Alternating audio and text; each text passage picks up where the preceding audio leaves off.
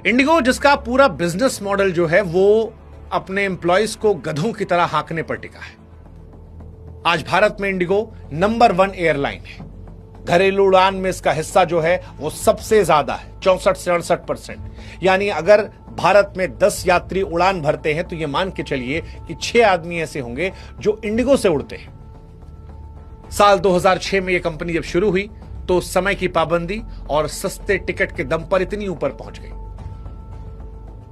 बड़ा simple formula था, एक हवाई जहाज को दिन भर में जितना हो सके उतनी बार उड़ान भरवाओ, बीच में 1 मिनट बेकार ना गवाओ, और यही इसका फंडा रहा। नतीजा यह रहा कि जब बाकी कंपनियां घाटे में डूब रही थीं तो इंडिगो मुनाफा कमाती रही।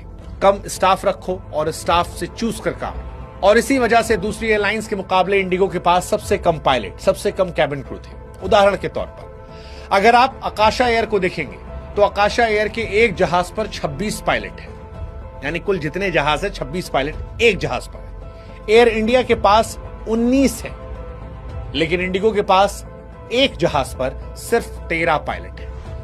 मतलब एक जहाज जो दिन में 5 से 6 उड़ानें भर रहा है, लेकिन उसके लिए पायलट और क्रू की टीम जो है वो बहुत छोटी रखी गई है। पायलट लगातार उड़ रहे हैं, आराम कम, थकान ज्यादा। कई सालों से वो मांग कर रहे थे। सरकार ने पायलटों की सुरक्षा के लिए नियम बना दिए। नियम थे, हर 7 दिन में कम से कम 48 घंटे की छुट्टी, रात की ड्यूटी कम करो, हफ्ते में ज्यादा से ज्यादा 2 नाइट लैंडिंग, लंबी उड़ान के बाद ज्यादा आराम मिलेगा। और जैसा कि हमने बताया कि सरकार नहीं चाह रही थी कि सस्ती टिकट के चक्कर में लोगों की जान जोखिम में पड़े, लेकिन इंडिगो ये समझ गया कि अगर ये नियम मान लिए गए तो इतने कम पायलटों से काम नहीं चलेगा। अब इंडिगो के पास 2 ऑप्शन था, एक ज्यादा पायलट रखो, भर्ती बढ़ाओ, उसमें नुकसान झेलना पड़ेगा, और दूसरा ब्लैकमेल करो। उसने यही किया। नवंबर से चुपचाप फ्लाइट कैंसिल करनी शुरू कर दी। दिसंबर के पीक सीजन में फ्लाइट कैंसिल करनी शुरू की। 3 दिसंबर को एक साथ सैकड़ों फ्लाइट कैंसिल की, 4 को कैंसिल की। एयरपोर्ट पर अफरा तफरी मच गई।